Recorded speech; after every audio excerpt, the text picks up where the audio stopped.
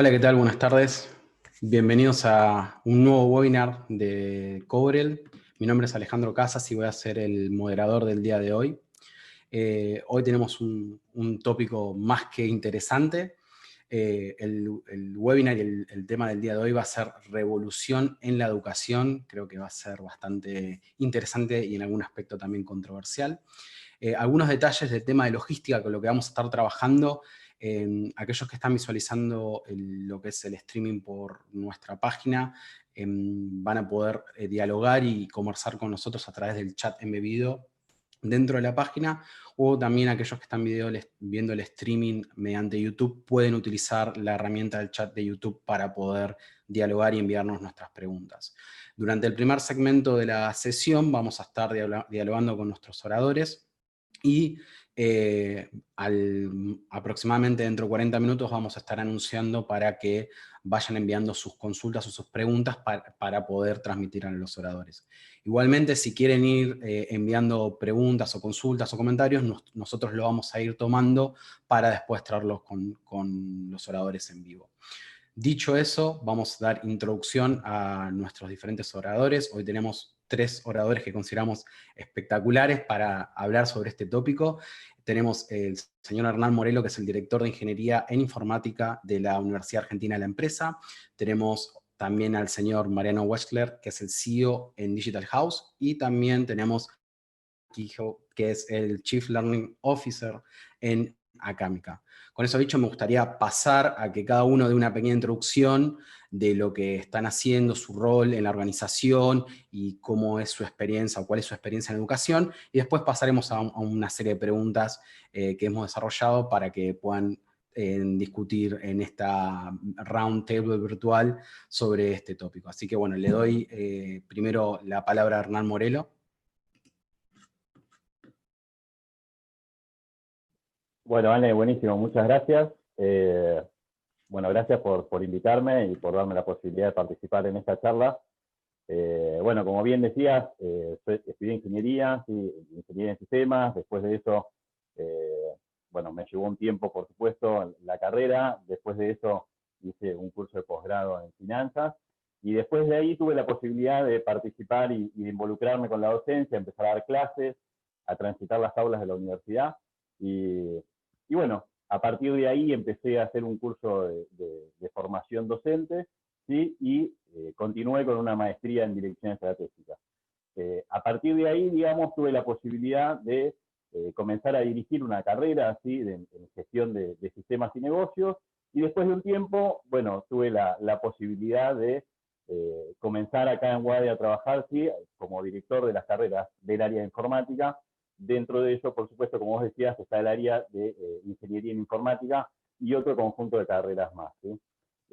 De ahí en más, a partir de que tuve esa posibilidad, de manera, digamos, conjunta, junto con el director del departamento de informática, Aníbal Freijo, y en colaboración con la universidad, con la facultad, empezamos a trabajar, digamos, sobre la elaboración y sobre la modificación de los planes de estudio que teníamos, ¿sí? Nosotros acá, dentro del área de informática en la universidad, contamos con un plan de ingeniería en informática, con un plan de licenciatura en gestión de tecnologías de la información, con 2 tecnicaturas, ¿sí? Una dentro del área de software, que es la tecnología en desarrollo de software, y una en el área de videojuegos, ¿sí? Que es la tecnicatura en desarrollo de videojuegos.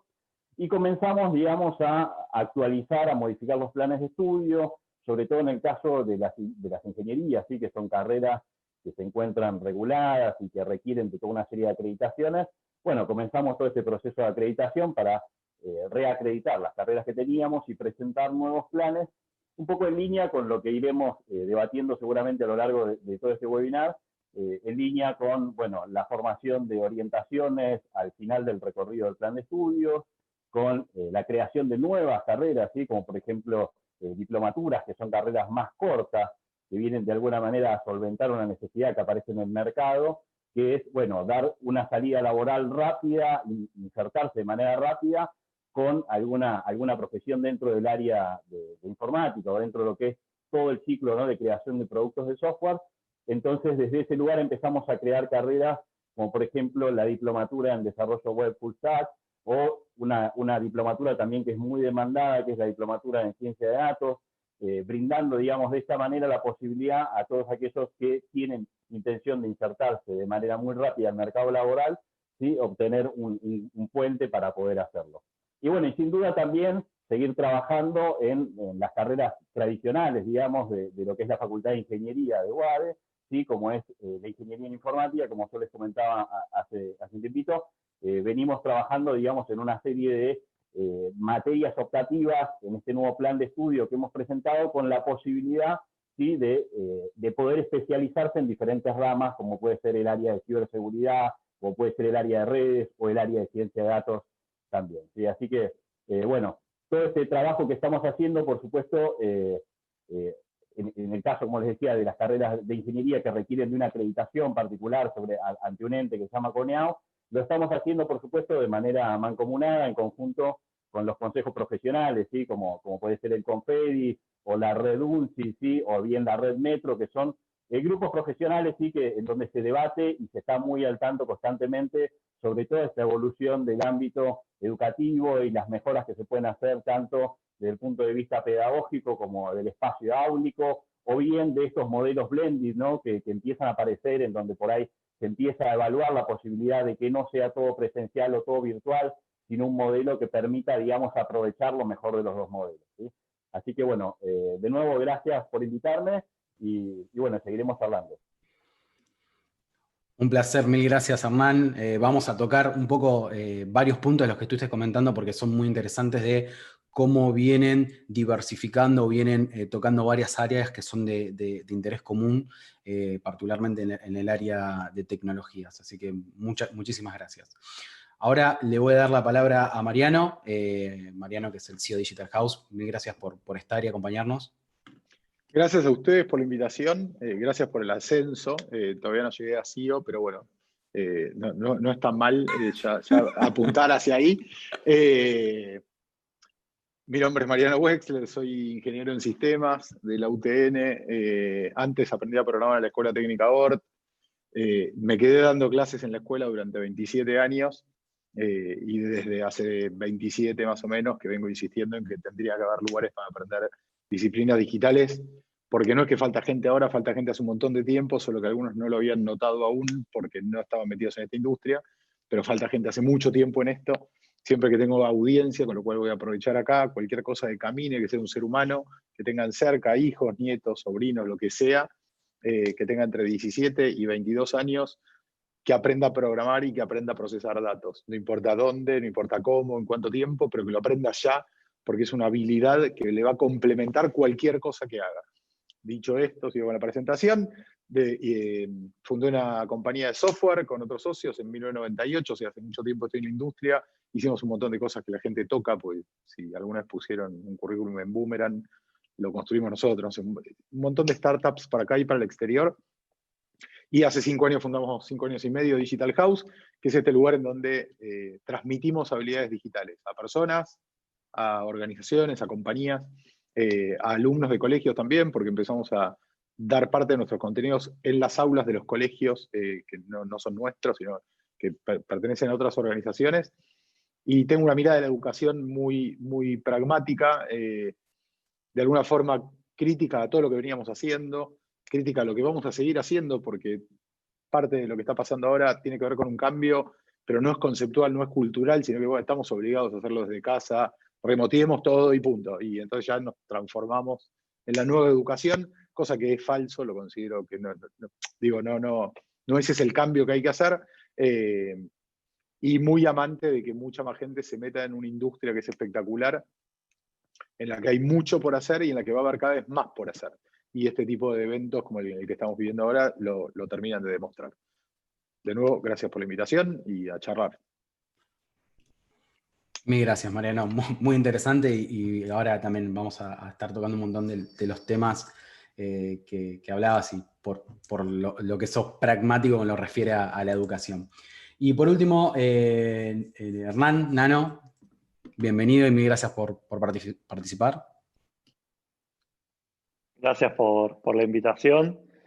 Bueno, yo estudié Ciencias Económicas, no vengo del palo de tecnología, hice un posgrado, después también insistí en la misma rama de Economía Aplicada, pero nunca ejercí como tal, o sea, por suerte me avivé rápido. La educación me llegó un poco por vocación. Siempre cuento que viendo una película que quizás hayan visto, Sociedad de los Poetas Muertos, a mis 14 años, algo me pegó y desde ese momento dije, me gusta el rol de la docencia. Comencé dando clases mientras estudiaba en la facultad a compañeros, me recibí y en la universidad, en Torcuato Di Tella, me abrieron las puertas para rápidamente meterme a dar clases. Estoy ahí hace ya más de 10 años. Eh, Di clases tanto de grado, de posgrado, educación ejecutiva, y me empecé a formar ahí un poco en lo que es estar de ese lado del aula. Y hoy en día tengo la suerte de poder estar liderando el equipo de Learning dentro de Acámica, en donde buscamos, al igual que contaba bien Mariano, fomentar el desarrollo de habilidades tecnológicas que son súper necesarias, que no son necesarias de ahora, sino de siempre, y complementar muchas otras propuestas educativas que son súper interesantes, desde un lugar súper pragmático, muy aplicado a lo laboral, a poder realmente incorporar habilidades desde la práctica y a aportar nuestro granito de arena en esta transformación necesaria de la manera en la cual educamos. Complementando un poco lo que decían tanto Hernán como Mariano, creo que todavía estamos viviendo recién el comienzo de esta transformación. Cambiar el canal no es transformar la educación. Pasar de lo físico a lo analógico no es transformar la educación. Tenemos que realmente encontrar la manera de generar espacios de co-creación reales, fácticos, en donde uno como estudiante tenga un aprendizaje realmente proactivo, donde seas dueño de ese camino y que todos aquellos que tienen conocimiento encuentren las herramientas para facilitar ese aprendizaje, ese camino. Así que, nada, me encantó estar acá y me parece que es una conversación súper nutritiva y por lo menos para mí es un orgullo estar con Hernán y Mariano en esta misma mesa. Virtual, pero mesa al fin. Buenísimo. Con eso, primero, otra vez, gracias a todos por participar. Y me gustaría empezar con una serie de preguntas y ahí abrir debate, a ver si es un poco tal vez disruptivo lo que vamos a hablar. Muchos pueden estar de acuerdo o no. Pero mi primera pregunta para ustedes, ya que están, digamos, en dos áreas, Hernán está trabajando, liderando lo que es la parte académica en la universidad y trabajando en otras organizaciones relacionadas con educación, pero no relacionadas directamente con lo que puede ser la educación, en lo que consideramos educación de grado. Pero me gustaría saber cuáles son aquellas problemáticas que ustedes identifican en el sistema educativo tradicional. ¿Qué pueden decir al respecto? ¿Qué aportan de su lado para poder cubrir esas problemáticas? Si ven algo que evolucionó durante el transcurso de este tiempo, si estamos igual que hace 10, 15 años. ¿Cuál es el punto de vista que tienen acá? Les abro, digamos, el juego y puede cualquiera comenzar con su opinión. Bueno, Ale, sí, empiezo yo entonces, si les parece bien. Uno de los puntos que creo que puede ser importante tener en cuenta, ¿no? o analizar es, hace rato que venimos hablando de la velocidad con la que se genera el conocimiento, y cada vez es mucho más rápida.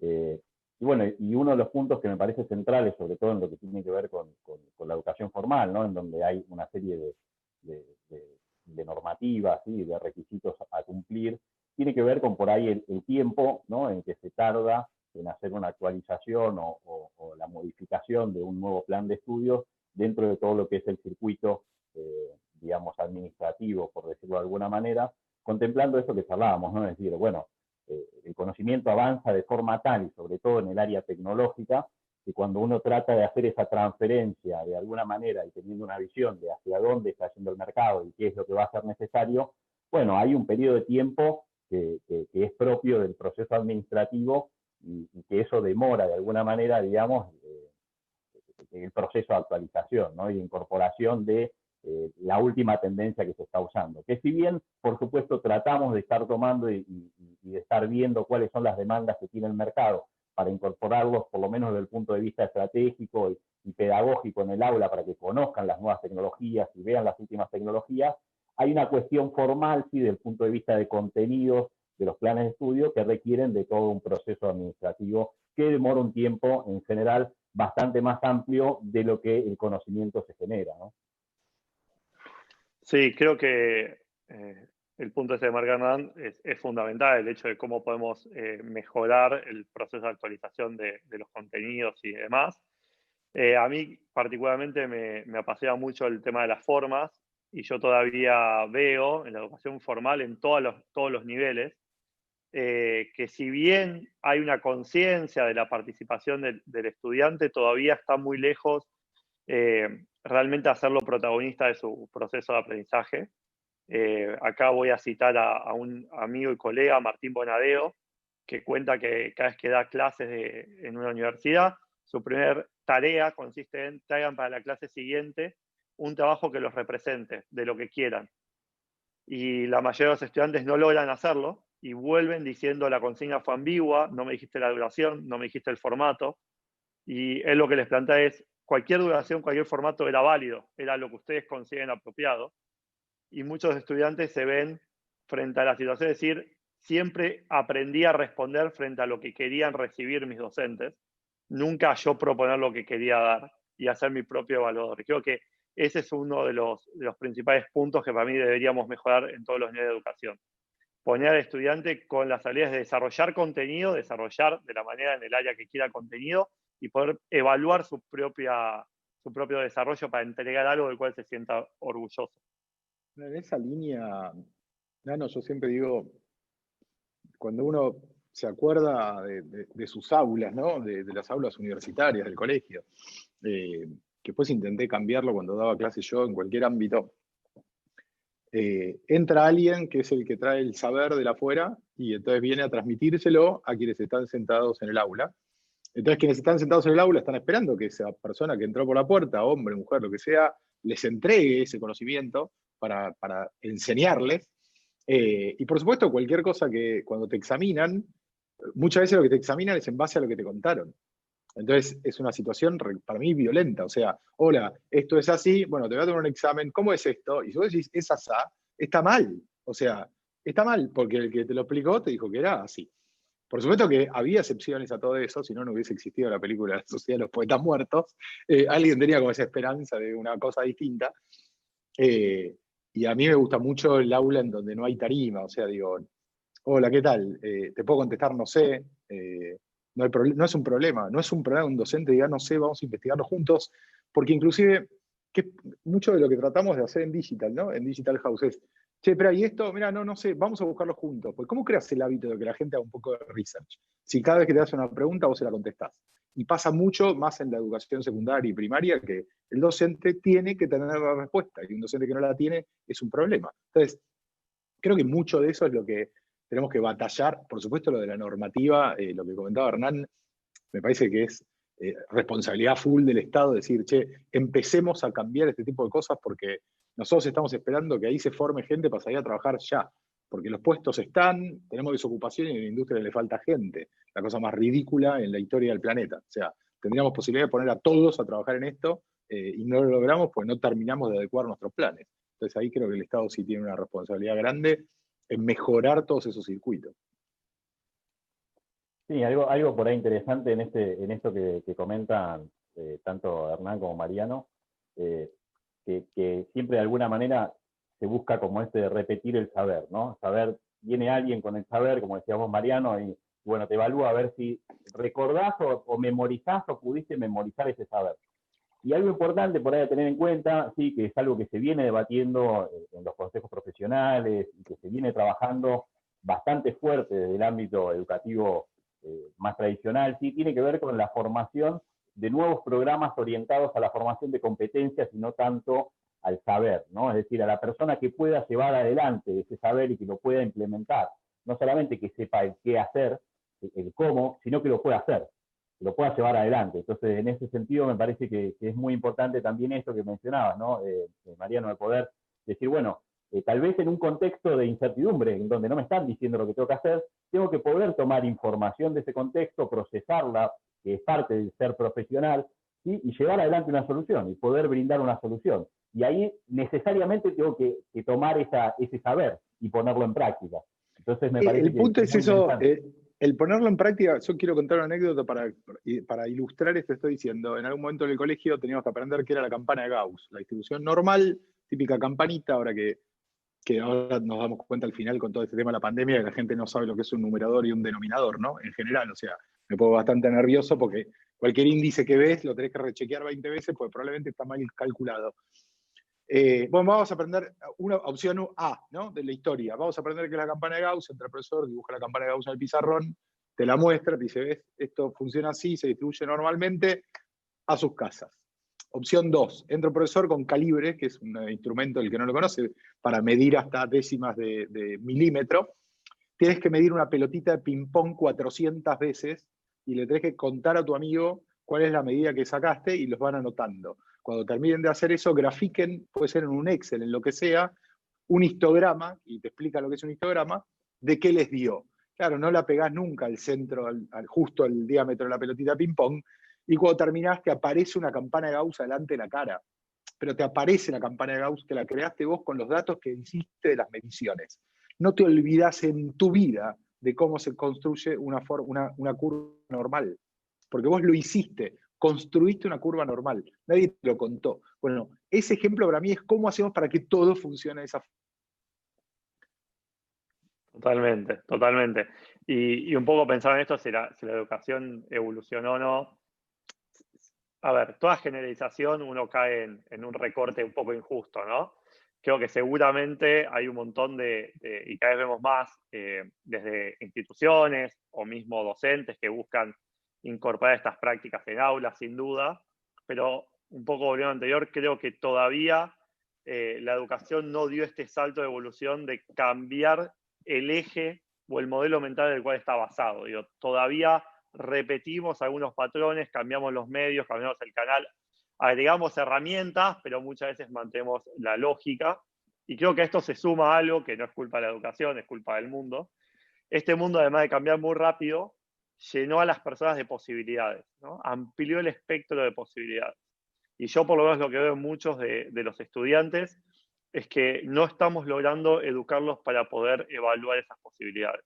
Salen al mundo quizás, en el mejor de los casos, con un set de herramientas, pero que no tienen ni idea para dónde dispararlas, cómo usarlas, cómo no, cómo priorizarlo. Realmente creo que ahí la educación tiene que también cambiar el foco y también ser, a diferencia de lo que le pasaba, por ejemplo, a mis padres, que salían y no había tantos caminos para hacer, hoy hay millones de oportunidades laborales, de reinvención de profesiones, y creo que tenemos que trabajar mucho más también en el propósito y que es un poco lo que después te va a nuclear cómo utilizo esas herramientas, ¿no? Y creo que ahí la educación todavía tiene que dar, o tiene mucho espacio para avanzar. Sí, coincido. Incluso en esto que mencionaba, creo que tiene muchísimo, hay mucho en juego. Obviamente hay muchos aspectos diferentes sobre los cuales se puede analizar la educación, hay muchísimas vertientes. Obviamente es una charla muy interesante, muy larga, pero digamos, para tomar uno de los aspectos que ustedes mencionaban, que está más vinculado por ahí a la estrategia pedagógica, ¿no? Porque como uno de los debates debiera de ser, bueno, ¿qué es lo que tenemos que enseñar? Otro de los debates debiera de ser cómo lo tenemos que enseñar, cuáles son los medios, cuáles son las herramientas. Y me parece que un punto muy importante en el que creo que todos estamos trabajando de manera conjunta es empezar a tener esta visión de proyecto, ¿no? De poder empezar a trabajar estas habilidades a lo largo de algún proyecto, ¿no? Es decir, bajándola. No solamente que vos te la lleves, que sepas, mira, existe esta herramienta, es decir, no, mira, existe esta herramienta, la tenés que usar en este contexto y de esta manera. Entonces, desde ese punto de vista, me parece que por suerte, digamos, en la medida en la que empezamos a ver las distintas formas de transmitir el conocimiento, empezamos a ver que es un punto común, ¿no? Que es bastante común. Sí, también cómo hacemos para transmitir a la gente que en el pasado, viste, como decía antes, no sé, mis viejos se recibieron de contadores y se tenían a trabajar y en algún punto, bueno, le dieron un poco la normativa, pero bueno, era una cosa que vos salías sabiendo lo que ibas a hacer y lo hacías.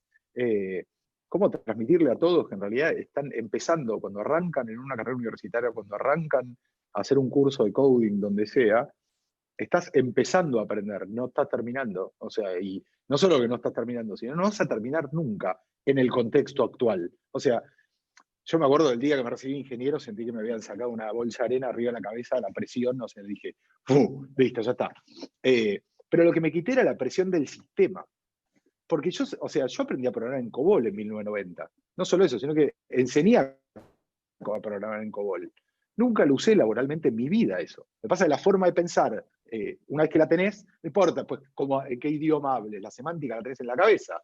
Pero esas semánticas que hay que transmitirle en cada profesión, sería muy importante que todos pongamos arriba de la mesa. Mira, ¿cuál es la semántica que le tengo que enseñar para que después pueda aprender pequeñas cosas a lo largo de toda su carrera y adaptarse a lo nuevo que vaya sucediendo? Porque la realidad es que todo va a seguir cambiando y cada vez va a ser más rápido. Sí, y Sin eso creo duda. que es una habilidad que va más desde el lado de la formación del profesional, ¿no? Que es casi en paralelo a la formación del saber que tiene que tener, digamos, que vos decís, bueno, mira, para formar un profesional de esta terminal o con estas características, sé que tiene que manejar este conjunto de habilidades, pero además lo tengo que formar como profesional, ¿no? Esto que decís, Mariano, decir, mira, tenés que tener la habilidad de que si algo no sabés, tenés que hacer un research, lo tenés que buscar, y tu carrera profesional, sobre todo en el área de tecnología, tenés que seguir estudiando. O sea, esa es una ¿Cómo le habilidad que necesitas. enseñamos a aprender? O sea, tenés que aprender a aprender. Perdón, Sin Nano. duda. No, me sacaste la palabra y es más. Y también tengo que enseñar a desaprender para volver a aprender cosas que cambiaron el foco, porque eso también ocurre. O sea, hoy muchas veces viene, por lo menos lo que nosotros encontramos con muchos estudiantes es, pará, yo lo había aprendido diferente, porque como decíamos, era otro lenguaje o otra herramienta, y es como, ¿por qué cambio? Bueno, es parte del proceso, ¿no? Como saber que hoy en día las herramientas cambian, algunos sistemas cambian, la lógica de fondo en general se sostiene, y creo que acá, sobre todo hablando de una coding school, creo que hay que revalorizar el trabajo o las carreras universitarias, la profundidad teórica de algunos elementos son súper relevantes para la conformación del saber. Y es Y creo que lo imposible que en que nuestros tiempos lo logremos, de hecho, o sea, no hay forma. totalmente, a ver, creo que acá es más que claro que son complementos. Sí creo que nosotros de la Code School lo que deberíamos estar dando son procesos de incorporación de habilidades técnicas puntuales o herramientas puntuales que te permitan desempeñarte en alguna profesión que demande la industria de manera ágil, pero complementa al saber más general, ¿no? En algún punto somos como un booster, o sea, somos como la parte inicial del Falcon 9, que rápidamente, digamos, vos venís y de acá a 6 meses está laburando. Ahora, y de hecho yo se los digo a los pibes, digo, una vez que estés trabajando, hacé una carrera, o sea, andá a hacerte una carrera. Pasa nada, no llegaste a ninguna meta, flaco, o sea, flaco, flaca, no llegaste a la meta. Digamos, hiciste 10 metros una maratón, dale. Porque sí, por más bases que le querramos dar, a mí siempre me gusta poner parte de esta lógica de base, aunque sean cursos cortos en tiempo, tenerla presente, pero no hay forma de meter todo en 6 meses. Y está bueno No, que sepan que hay una parte de conocimiento de base que lo tienen que ir a buscar también. yo siempre cuento esto y es una anécdota personal. Les conté que hice la carrera de base económica, después del posgrado, y haciendo la maestría de economía aplicada, estudiando una materia, de golpe dije, ok, ahora de verdad entendí economía. Y no es que esa materia me enseñó algo que no había visto los otros 5 años anteriores, pero mi cerebro, después de X cantidad de tiempo, hizo un clic que fue, tengo que dejar de memorizar, o sea, ya no necesito memorizar, ya lo entiendo realmente a fondo. Y hay veces que el tiempo es una variable fundamental en el desarrollo cognitivo. Entonces, por más boost que uno dé, hay procesos madurativos que uno tiene en el tiempo y que no los tiene que perder de vista. Nuestro cerebro no cambió tanto. Esa es la realidad. Sí, yo en este punto coincido con ustedes, me parece que es fundamental las dos cosas, ¿no? Sobre todo en el contexto en el que estamos y con la gran demanda que hay en el mercado, que era un poco lo que hablábamos al inicio, poder brindar un canal y un conocimiento a las personas para poder insertarse al mundo de lo que es el software con la demanda de servicios que hay enorme, creo que es fundamental. Y como decías, Mariano, la verdad hay tanta demanda que si más personas pudieran acercarse, realmente, digamos, se podrían insertar al mercado, ¿no? Es un punto muy, muy importante.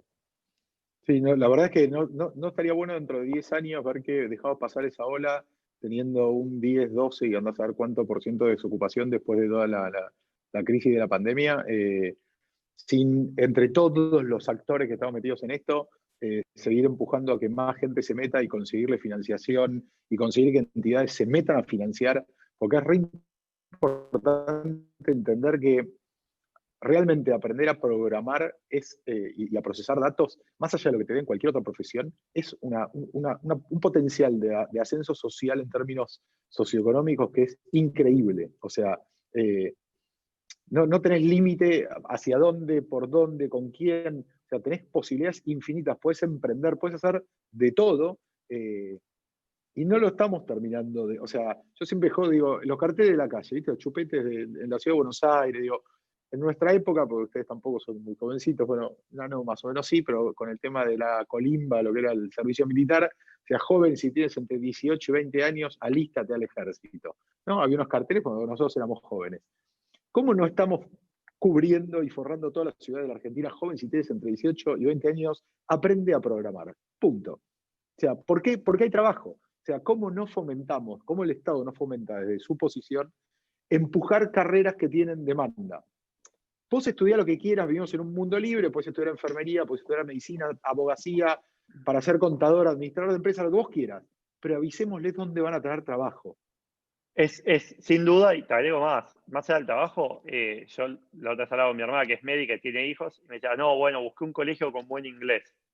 Yo decía, buscá un colegio que tenga buena programación, porque Buena programación. o sea, la realidad es que, digo, yo lo digo, soy un poquito más joven, pero de los 90, ¿no? 80, 90 hay que aprender inglés, el mundo, y no digo que no, pero hoy es lo mismo con la capacidad de poder pensar en el lenguaje de programación, no importa cuál sea el lenguaje concreto que estudies, la lógica de programación que te enseña a pensar de esa manera es complementario con cualquier carrera, cualquier profesión, más allá de la de programar puntualmente, ¿no? Digo, hay gente que estudió inglés y terminó siendo profesor de inglés, traductor, perfecto. Pero hay gente que es abogado, pero saber inglés te abrió posibilidades. Es lo mismo con lo que es la gestión de datos y lo que es la lógica de programación. Sí, cuando los abogados entienden la diferencia entre el I y el O, dejan de escribir algunas cosas en los contratos que son una aberración. Solamente por no entender la disyuntiva y la conjuntiva, o sea, es espectacular. En los taxis de la Ciudad de Buenos Aires decía que el taxista podía negarse a ir a provincia y o cobrarte la vuelta. Claro, ese tipo no sabía programar porque esa O significa que te dice, la I, perdón, te dice, no vamos a provincia, pero te cobro. ¿Entendés? Es espectacular ese ejemplo. Está escrito en todos los taxis de la ciudad, ¿eh? O sea, no sé si ya lo cambiaron, pero en todos los taxis decía eso. Todos. Es una habilidad que es cross, es una forma de pensar. Aprendés matemática, aprendés literatura, aprendés lengua, aprendés a programar, ¿no?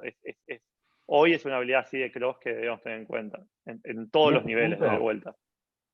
En ese punto a mí me gusta contar siempre, cuando doy las charlas, ¿no?, a los chicos que están buscando un poco, bueno, qué hacer de su vida, cómo continuar en el secundario, qué profesión buscar.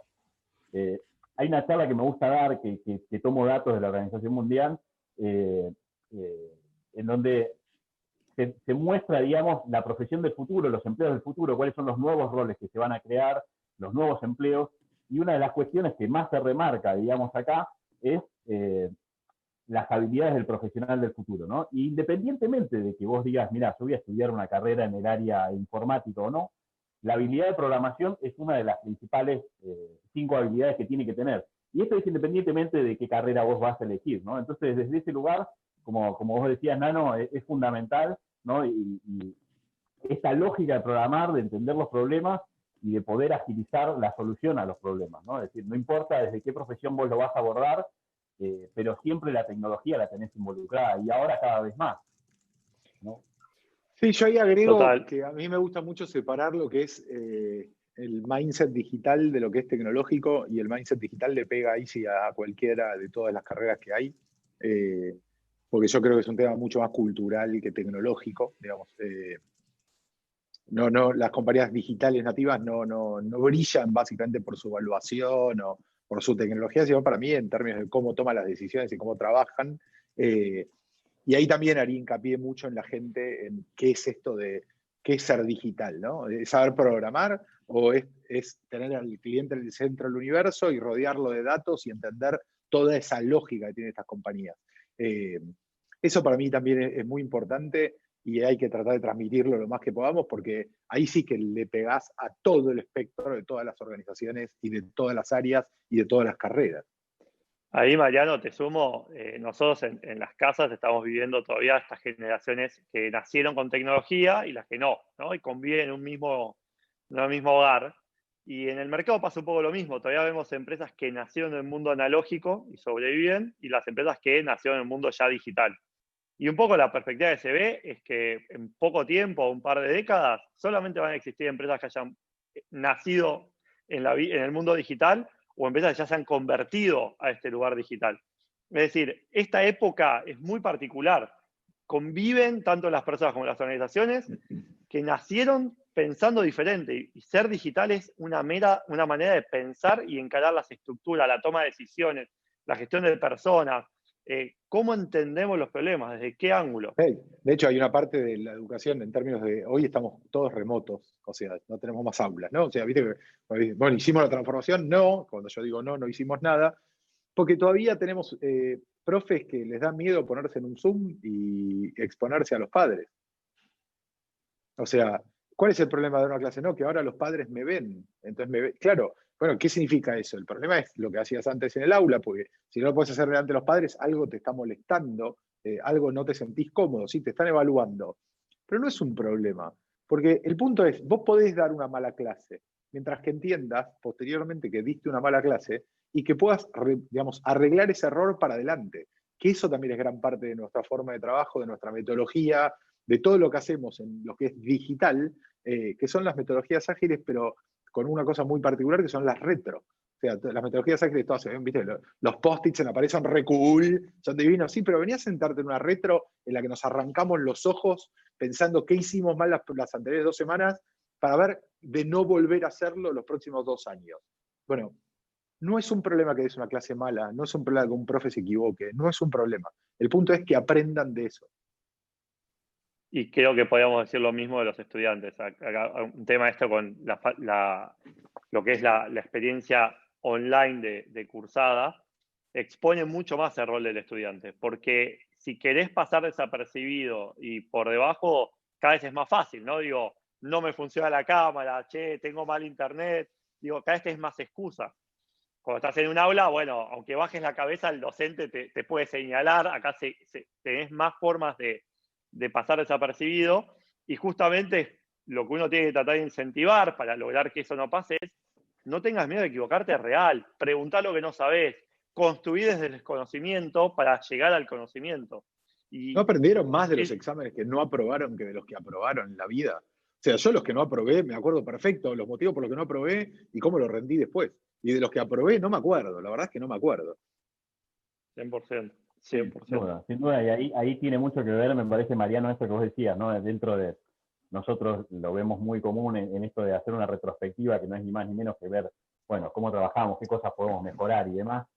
Llevarlo como una habilidad profesional, básicamente, a cualquier ámbito, ¿no? Eso que justamente ustedes Eso es mucho más bueno, digital que poner un ProLiant como servidor, digamos.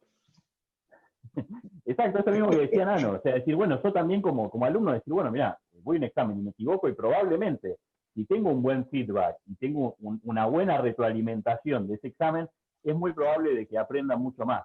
Y en esto hay algo que en las clases me gusta hacer a mí, que tiene que ver con las presentaciones que tienen que hacer, y en estas presentaciones dar un poco de feedback, ¿no? Dar un poco de feedback general, y sobre todo cambiar un poco algunas cuestiones de, yo te había dicho esto, pero ahora quiero que lo cambies y quiero que lo presentes de esta otra manera.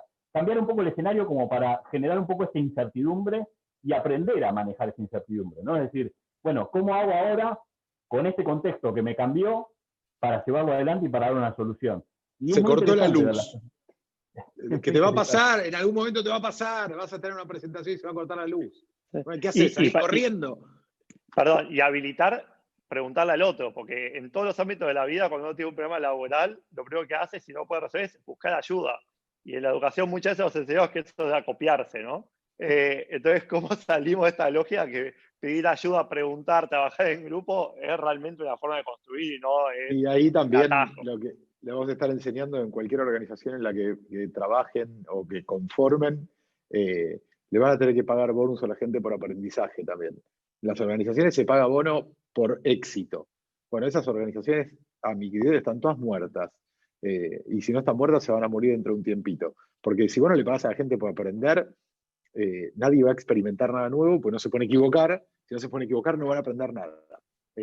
Decía, Eso para mí es algo que todos tendríamos que bajarle a la gente en cualquier entorno, ¿no? en una charla TED que vi hace un tiempo, me gustó mucho, decía, cuando tu equipo se equivoque trabajando, haciendo algo nuevo, free pizza para todos, ¿no? Pizza gratis para todos.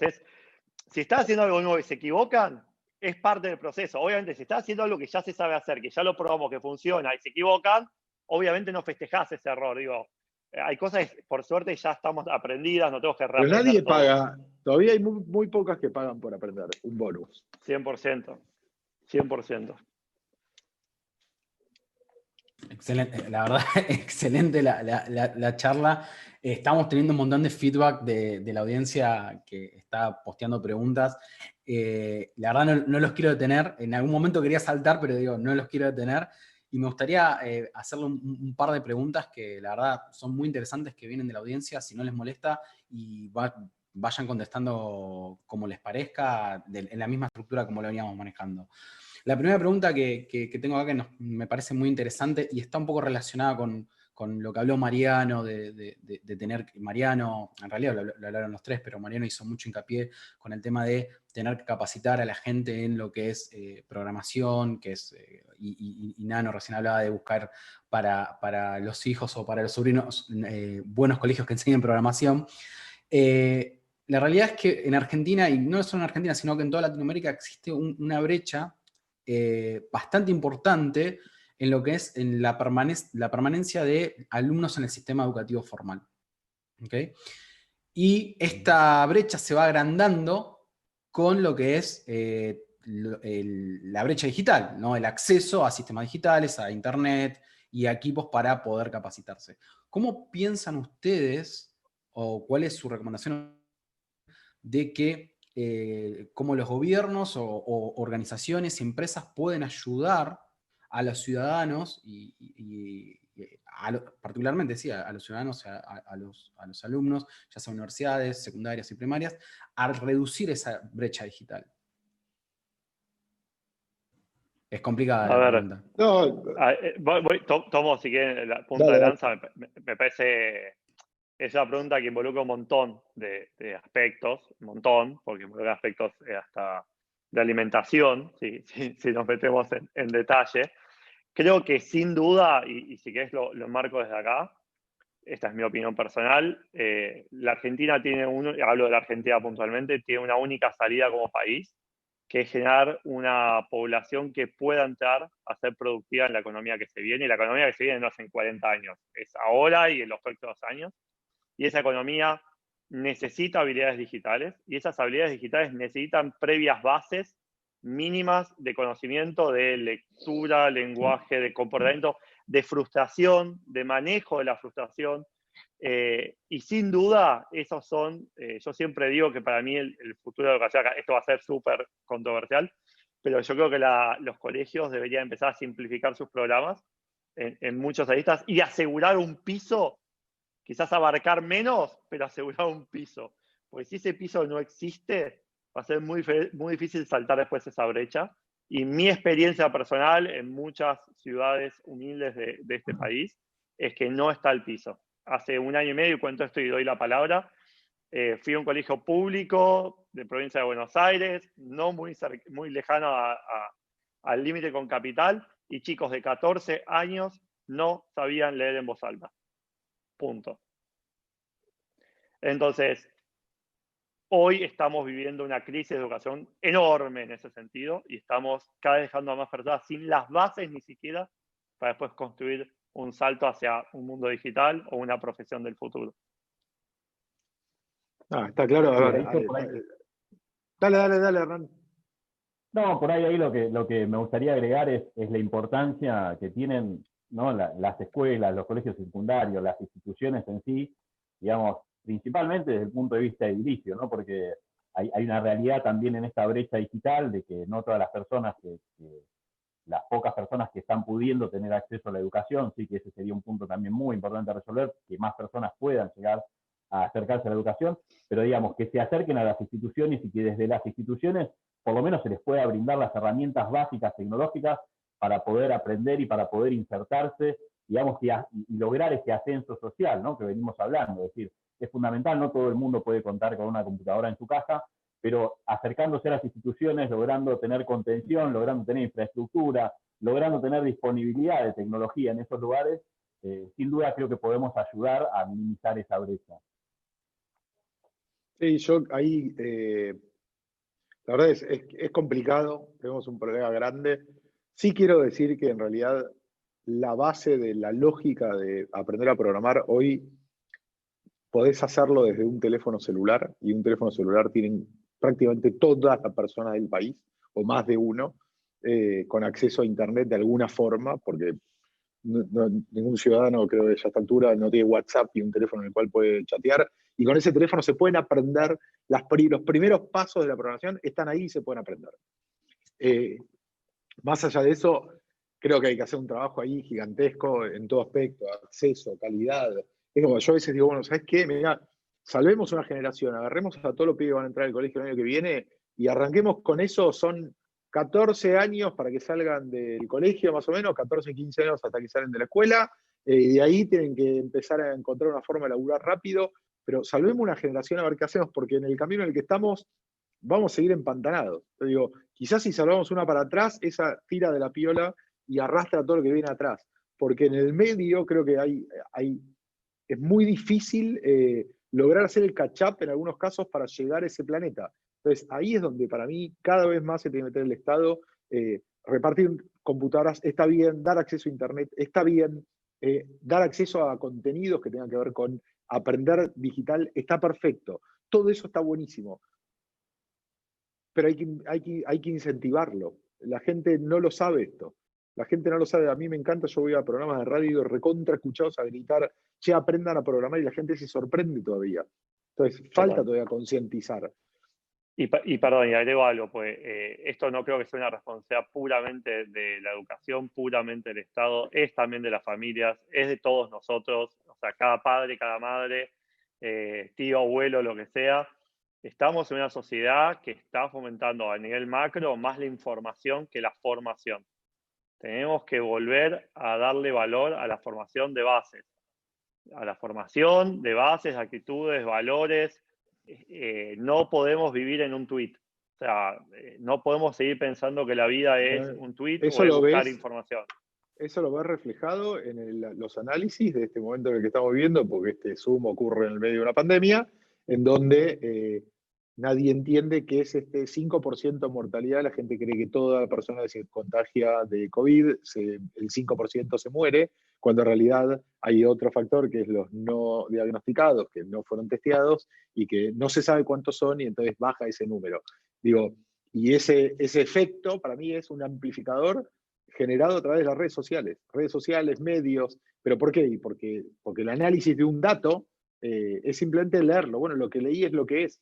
Te dicen que es 5%, yo tiro el dado de 100 caras y sale el 4 y listo, me tocó a mí. Total, hay una excesiva simplificación en todas las líneas. En algunas creo que vale la pena y está buenísimo aprender a comunicar en 140 caracteres, pero la vida no puede resumirse a todas afirmaciones. Hay que volver a la argumentación, análisis de criterios, a tratar de ver las variables lógicas, y ese es un esfuerzo de todos en cada casa. Tal cual. Y quiero volver a un comentario que hizo Mariano, relacionado con lo que dijo Mariano, que ahora con esta pandemia, en este contexto, ¿no? ¿Creen que realmente la educación como la conocemos, o como la conocíamos, ¿no? O porque hoy es completamente diferente, cree que realmente va a cambiar, y va a cambiar para bien, que vamos a tomar esto como una lección aprendida y vamos a evolucionar como corresponde, o vamos a volver a tropezar con las mismas piedras luego de que esto, asumimos, vuelva a lo que podemos considerar la normalidad, si hay una normalidad después de esto? Mirá que suelo ser muy optimista en general en la vida, pero si cambia, va a cambiar muy poquito, van a cambiar muy poquitos. y el resto va a volver a lo anterior y vamos a tardar mucho tiempo en terminar de cambiarlo. No creo que sea un cambio que se pueda hacer de un día para el otro, punto número uno, con lo cual en 2 meses no va a cambiar, no lo vamos a resolver. Porque si haces un raconto de todo lo que veníamos hablando, no es solamente, bueno, podés acceder al contenido online, sino que querés tener un profe que motive a los pibes, una profe que motiven a los pibes a entender las cosas de otro lado, a ser mucho más pragmáticos, a ejercitar, a practicar, a enfrentarse al experimento. Entonces, eso por más de que haya una pandemia y lo estemos haciendo remoto, va a seguir igual, y lo más probable es que cuando termine esto, y ojalá, porque para mí el aula tiene una importancia muy grande, a pesar de hacer un montón de cosas blend y demás, el momento de aula para mí es espectacular. Muchas cosas van a volver a lo que eran antes. Ahí yo suelo ser pesimista, así que obviamente me voy a sumar con Mariano, pero, acá voy a poner mi cuota optimista. Hace un poquito un docente, un colega que es docente, me dijo, yo siempre enseñaba en la UBA un tema, y ahora por esta situación me puse a navegar y encontré un video en YouTube que lo explica mejor que yo. Entonces dije, no lo voy a explicar yo. Usé ese video y me obligué a ocupar el resto del espacio, así que me puse a googlear, me dice, herramienta de facilitación para debate, discusión, y salió buenísimo. Me dice, me encantó esa clase y nunca había hecho una clase así. Y creo que esa persona no va a volver a por lo menos dar las clases igual. Y creo que no es el único caso. No tengo una manera de medir cuántos, pero sí creo que esto obligó a mucha gente a amigarse con la tecnología y a entender que su rol de docencia no estaba por desaparecer, que al contrario, se convertía y se potenciaba con la tecnología. Y creo que ese paso sí creo que se puede haber dado y que nos acerca un poquito más a repensar cómo enseñamos. Sí, ahí yo coincido con vos, Nano, en que digamos, de alguna manera el hecho de que los docentes tengan que comenzar a utilizar tecnología, que en muchos casos no estaban acostumbrados, ni siquiera lo pensaban, o directamente decían, no, bueno, no, lo mío no es la tecnología, yo soy de otro ámbito, enseño otra cosa. Y creo que esta situación de alguna manera los enfrentó a ese escenario en donde tuvieron que hacer su experiencia, y que en la gran mayoría de los casos esa experiencia fue positiva, se sorprendieron, creo, y encontraron realmente valor desde el punto de vista de estrategias pedagógicas, ¿no? De poder desarrollar estrategias desde otro lugar, y como vos ponías en este ejemplo, ¿no? De por ahí replantear el escenario de cómo dar una clase e incorporar nuevas herramientas. De todas maneras, coincido también ahí con Mariano de que el espacio físico, el encuentro, lo social, la contención, el vernos a la cara, el poner el cuerpo, ¿no? El hecho de estar ahí, de participar en un proyecto, de trabajar juntos, de trabajar en equipo, de contar con infraestructura, con equipamiento, no es algo que se pueda reemplazar por lo virtual, ¿sí? Por lo menos no en el corto plazo. Si de alguna manera vos me dijeras, ¿cómo te lo imaginás acá a 10 años, a 15 años?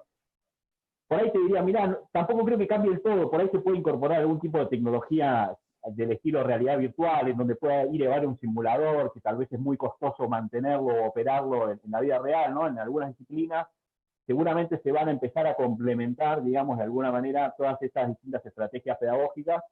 Sin embargo, yo creo que esto puede generar una ruptura desde el punto de vista de empezar a pensar de que no tiene que ser todo o 100% virtual o 100% presencial, ¿no? Que una mezcla puede funcionar muy bien, porque podemos de los dos lugares sacar ventaja.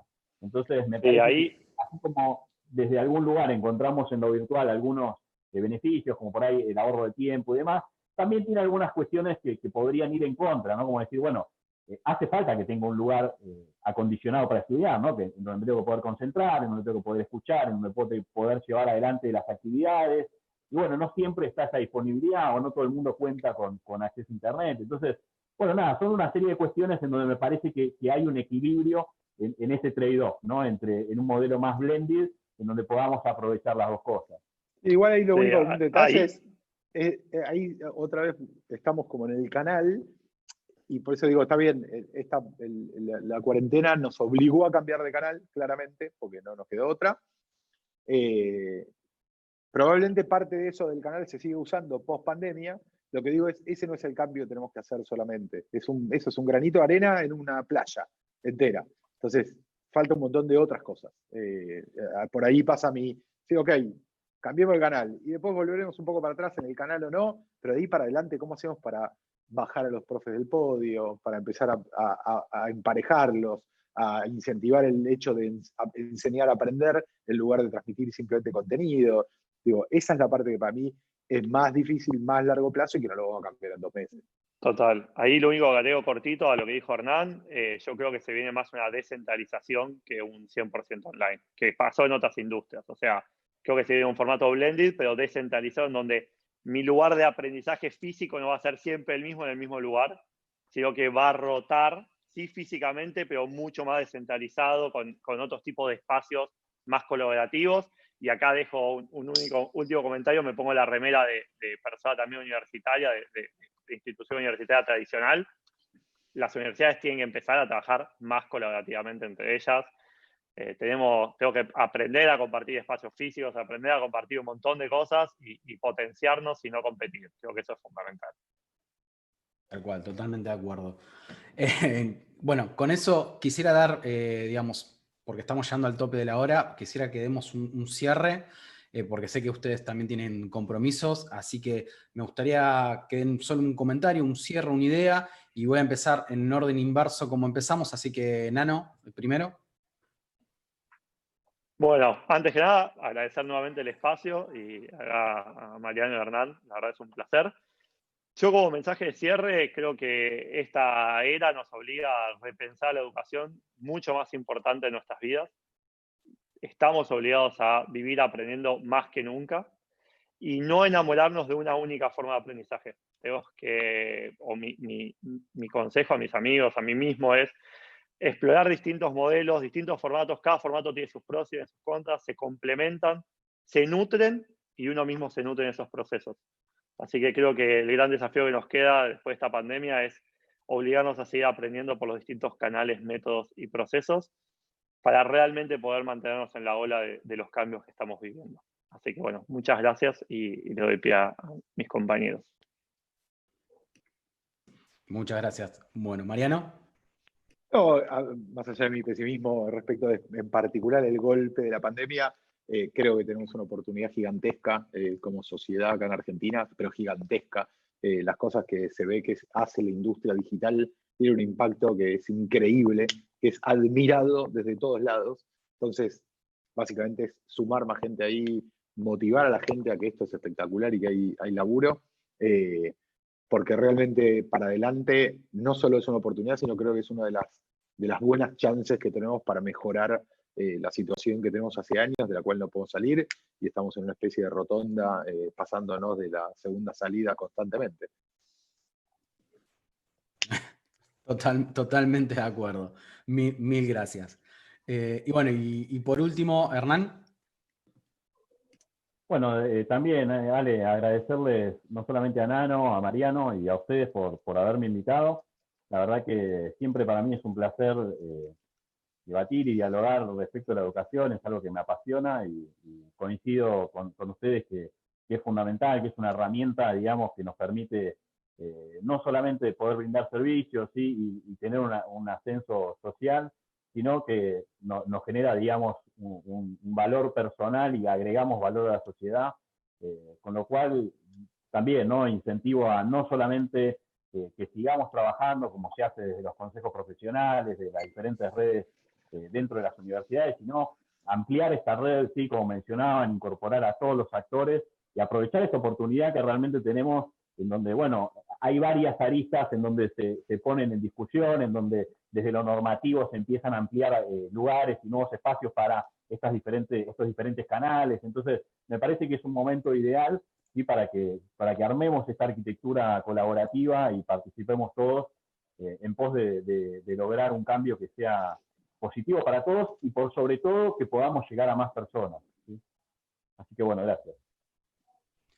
Bueno, muchísimas gracias. Creo que lo último que comentaste es llegar a más personas es clave. Y la verdad, bueno, nuevamente, gracias a los tres, Hernán, Nano, Mariano, fue una charla excelente. El feedback que estamos teniendo de la audiencia es la verdad impresionante. Creo que podríamos estar hablando 2 horas más de continuado y todavía todavía seguiríamos teniendo feedback y material para hablar. Así que bueno, muchas gracias a los tres, muchas gracias a la audiencia que se mantuvo ahí en el vivo. Cualquier pregunta, consulta también la pueden seguir hablando en el chat, nosotros vamos a seguir contestando. Y bueno, sigan atentos a próximos webinars que vamos a estar publicando, y el mismo webinar que tienen ahora, están viendo en vivo, será grabado y puesto a disposición en la página de Cobrel. Así que bueno, muchas gracias a todos, gracias por atender y que tengan un buen día.